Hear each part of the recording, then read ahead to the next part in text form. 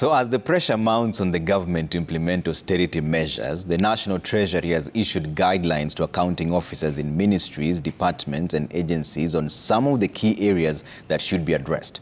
Treasury has also issued a strict deadline to the MDAs to submit their reviewed budgets for the inclusion in the supplementary budget. Jimmy Mbogo now takes a look at some of the instructions from the National Treasury, as well as some of the areas that are set to see significant reduction in the budgetary allocation.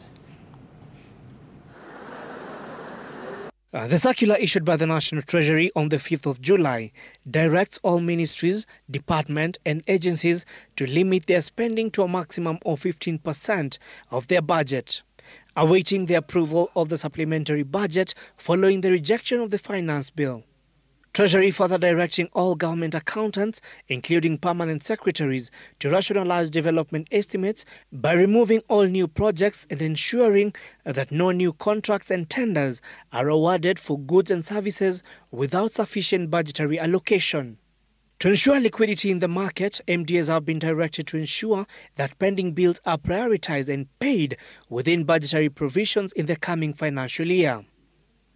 In the Treasury circular, government has identified 24 budget lines that are going to see a significant budget reduction in their budgetary allocation, with some expected to see a complete withdrawal of their budgetary allocations in areas such as confidential expenditure, refurbishment of buildings, purchase of vehicles and other transport equipment, car loan to public servants, housing loan to public servants, purchase of household furniture and institutional equipment, the purchase of furniture, general equipment, purchase of generator, rehabilitation and renovation of membership fee, and subscription to professional and trade bodies, examination and invigilation fees, monitoring and evaluation expenses, as well as other operating expenses.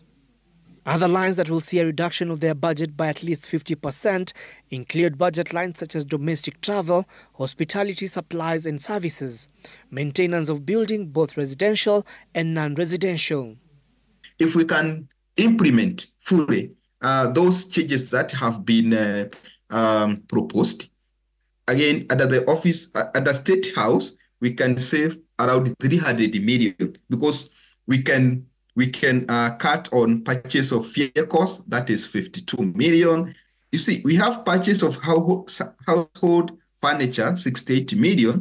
We have purchase of furniture, 17 million. We have purchase of office furniture. You see, a lot of fragmented items, but they are all referring to one thing. Njeri further warns that the government should tread carefully not to stifle areas of growth with insufficient budgetary allocation, even as he called for the rechanneling of some allocations to more critical sectors, while calling for the protection of those at the bottom of the pyramid who suffer the most in harsh economic conditions. I think we are still not focusing on areas that should be cut. Because again, when you look at the budget for defense, it has not been affected significantly. So why so? And, you know, this is a budget line that is so hard to audit, especially for defense and the National Police Service. But it has not been affected.